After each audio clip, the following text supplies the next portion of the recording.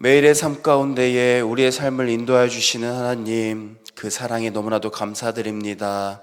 하나님의 인도하심을 따라가는 우리의 삶이 하나님께 찬양하며 하나님의 말씀에 순종하는 삶이 되게 하여 주시옵소서.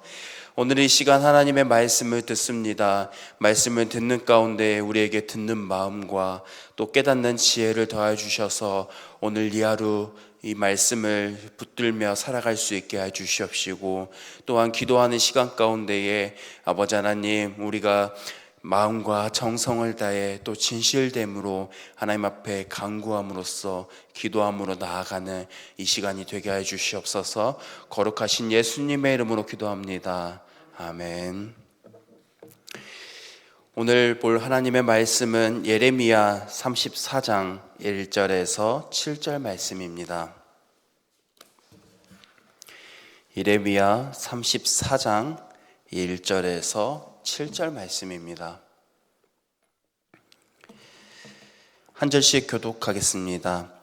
바벨론의 느부갓네살 왕과 그의 모든 군대와 그의 통치하에 있는 땅의 모든 나라와 모든 백성이 예루살렘과 그 모든 성읍을 칠 때에 말씀이 여호와께로부터 예레미야에게 임하여 이르시되,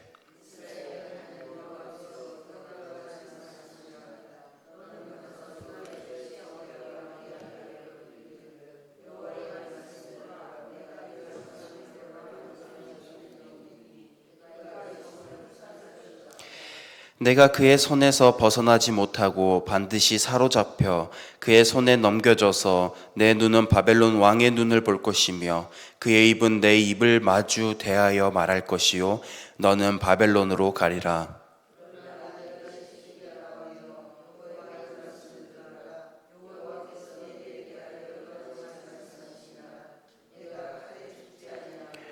평안히 죽을 것이며 사람이 너보다 먼저 있은 내 조상들 곧 선왕들에게 분향하던 것 같이 내게 분향하며 너를 위하여 애통하기를 슬프다 주여 하리니 이는 내가 말하였음이라 여호와의 말씀이니라 하시니라.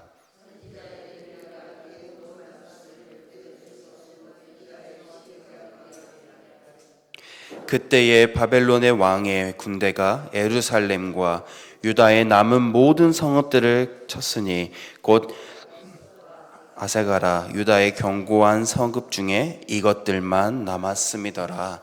아멘. 시드기야 왕이 된 지 9년째 되던 해 느부갓네살 왕은 유다를 공격하여 대부분의 성읍을 함락시키고 예루살렘마저 함락시키고자 성을 포위했었습니다. 이 시기 바벨론은 강력한 군사를 바탕으로 여러 나라를 정복하고 주변 국가에 영향을 끼치던 나라였습니다. 반면에 남유다 왕국은 당시 매우 불안정한 시기를 겪고 있었습니다. 남유다는 애국과 바벨론 중심으로 갈등을 겪고 있었습니다. 시드기야는 이러한 상황 가운데서 하나님의 말씀을 따라 항복하는 것이 아니라 하나님의 말씀을 따르지 않고 이들과 맞서 싸우려고 했었습니다. 당시 애굽이 유다의 동맹국이었기 때문입니다. 시드기야 왕은 애굽이 자신들을 도와 바벨론과 맞서 싸울 것을 기대하고 있었습니다. 그래서 그는 반복되는 멸망의 경고와 바벨론에 항복할 것을 들었지만 자신의 고집을 꺾지 않았었습니다. 반복되는 멸망의 경고와 항복하라는 메시지가 하나님의 말씀이었음에도 그는 듣지 않았었습니다. 하나님은 예레미야에게 예루살렘과 시드기야 왕의 앞날을 알려주시고 그 왕에게 전하게 하셨습니다. 하나님은 그에게 예루살렘이 바벨론 느부갓네살 왕에 의해 불에 타고 시드기야 왕은 포로로 잡혀가는 최후를 맞이하게 될 것이라고 말씀하셨습니다. 그러나 하나님은 왕의 최후가 처참한 죽음을 맞이하는 것이 아니라 그곳 가운데서도 평안하게 하시는 은혜를 누리게 하실 것을 말씀하셨습니다. 하나님은 당신의 말씀을 들을 때 시드기야 왕이 칼에 죽지 않고 평안히 죽을 것이며 또 그 왕이 죽었을 때 남유다 백성들이 왕을 위하여 애통할 것이라고 말씀하셨습니다. 하지만 열왕기야 25장 4절에서부터 7절 말씀을 보면 시드기야는 도망치다 사로잡혀 두 눈이 뽑히고 바벨론에 끌려가 감옥에 갇혀 그곳에서 생을 마감했습니다. 하나님께서 말씀하신 것과는 다르게 평안하게 그곳 가운데서 죽음을 맞이하는 것이 아니라 그 과정은 처참한 죽음을 맞이하였었습니다. 그 이유가 무엇입니까? 시드기야 왕은 하나님의 말씀을 듣지 않고 자신의 고집대로 살았기 때문입니다. 그런데 사실 시드기야 왕은 하나님의 말씀에 불순종한 모습이었지만 한편으로는 하나님의 말씀에 순종하고자 하는 마음도 있었습니다. 시드기야는 시대들에 감금되었던 예레미야를 2번씩이나 은밀함 가운데 불러내어 하나님의 뜻이 무엇인지를 물었습니다. 그가 하나님의 말씀에 순종할 만한 마음이 없었다면 시위의 뜰 안에 갇혀있는 예레미야를 2번씩이나 불러내지 않았었을 것입니다. 하지만 시드기야는 끝내 하나님의 말씀에 순종하지 못했습니다. 그가 이처럼 하나님의 뜻에 순종할 마음이 있었음에도 불순종하였던 것은 사람을 두려워했기 때문입니다. 시드기야 왕은 바벨론의 왕에 의해 임명된 왕이었었습니다. 그는 개인적으로 바벨론에 복종해야만 했었습니다. 하지만 당시 유다 대부분의 권력을 쥐고 있었던 신하들은 애굽을 더 좋아하고 애굽을 더 따르던 사람들이었었습니다. 그 고관들이 만일 시드기야가 바벨론에 항복하려고 하였다면 반대하는 것도 있었지만 왕을 암살하려고 했었던 위험한 상황 가운데도 놓여 있었습니다.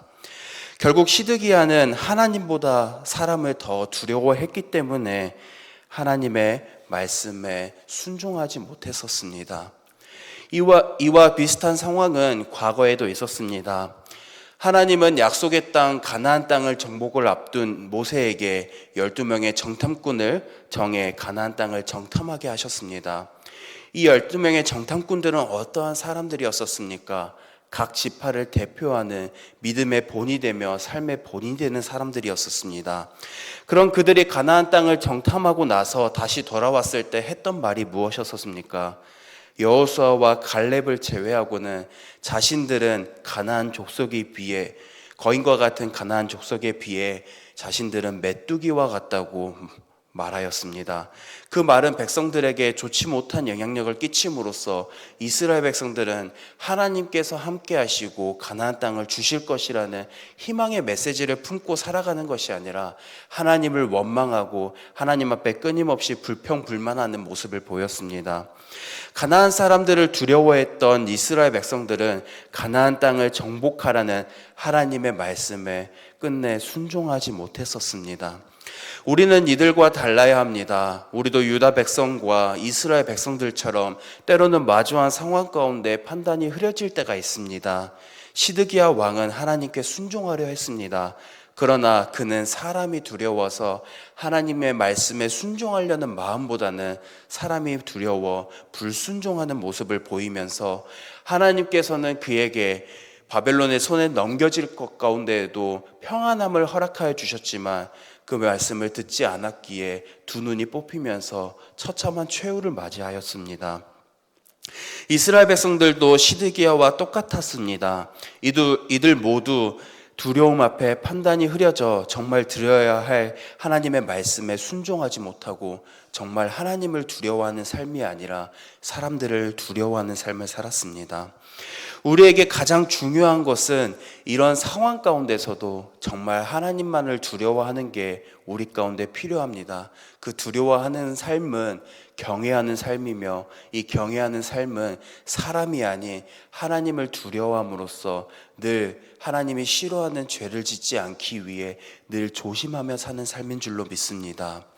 오늘 이 시간 기도할 때 하나님께 듣는 마음과 순종하는 마음을 달라고 간구하는 저와 여러분들이 되길 소망합니다.